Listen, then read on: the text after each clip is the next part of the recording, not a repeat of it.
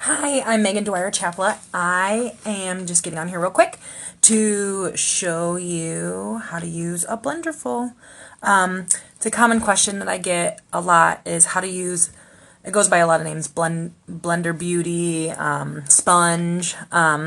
Basically, I'm talking about a non-latex sponge that you can use to apply foundation. Whether it's liquid, cream, or in Limelight's case, wax-based. Super easy. Ours comes in this cute little bag. It's mesh. Obviously, when you clean it and put it back in, you want it to be able to air dry or it will grow bacteria and things like that. But so it's kind of a really unique shape, which makes this one different from any ones that I've seen. I've got like generic ones all over the place that have, some are pretty hard. I don't know if they're really super small. They do get bigger when you get them wet, but not as big as this one starts off as. Very hard. I'm not a huge fan of those. This is like a safe kind, I don't know, some kind of organic-y kind, but has a cool shape, but just still doesn't give me the look that I love with this one. So it comes in this thing, super easy, easy to clean. So I'm just going to show you how to use it, really. So if you have a foundation that you love, you're going to use it forever, awesome. I'm just going to show you how to use one of these for it. So I'm going to use a foundation color that's like a tad lighter than my skin, just so you can kind of see it. And all I'm going to do is kind of roll it. The flat side you can, use to do like large spots of your face. But the pointed side is kind of cool because then you can get up like in your creases and in small spots like that. So I kind of like the shape of that. But so I'm just going to show you. This is a great technique for anyone that has large pores. So I'm just going to kind of warm it up in there. And then I'm literally going to kind of press and roll.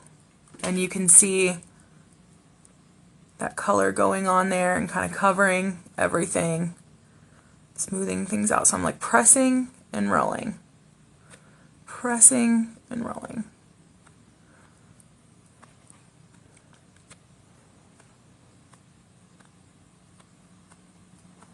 Super easy. Can't screw it up. There's obviously different ways that you can, depending on what kind of foundation you're using. People can drag if you have a really liquidy, very oily kind of based foundation. You can kind of drag it all over if you want, but it's super easy with wax base and having kind of a lot of blemishes and large pores. I like to kind of press and roll. So as you can see, the coverage and how it really lightened.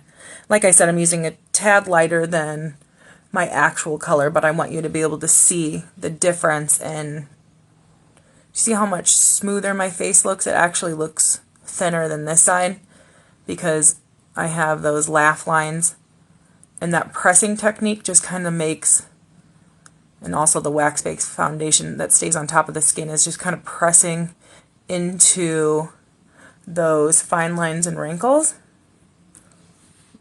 So just kind of making me look younger.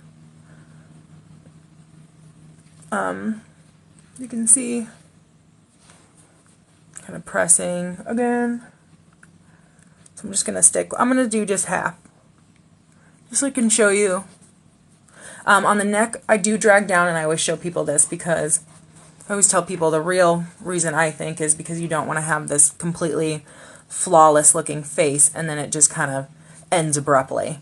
And you'll see people too that don't use the correct color too, and it just kind of, there's just too much of a difference between the face and the neck, so this just kind of makes things look more natural.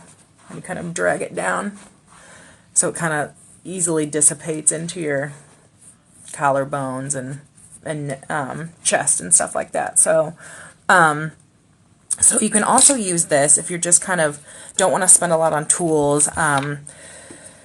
kind of just simple, quick person, you can also use this for the pressed powder. So you just kind of roll it in your pressed powder. And then, like I said, if you have large pores, wrinkles, things like that, you can just roll this pressed powder with the same thing. So I'm just using a clean side that I didn't use. And I'm just going to press that into my skin and kind of roll it. Yeah, pretty easy. Like I said, you can't screw this up. Everybody uses it different. Some people don't know how to use it at all, don't know what the point is. So just kind of to show you what the point of a non-latex Blenderful, what the point of it is. So super easy, super light, doesn't feel like there's anything on my face. Just easy. And you can use this two different ways as far as whether you like them wet or dry. That's a common question too. I prefer to run mine underneath the faucet and squeeze all the water out and then use like a cloth, and I just really make sure that there's pretty much no water that you can get out of it. So it's very lightly damp. I like that. Some people use it dry if they want like full coverage. They'll use it completely dry. So so I just kind of went with a quick light coverage, but kind of brightens me and freshens me up. And then you can kind of another thing you can do with this too, so you wanted to keep going, see if I can find my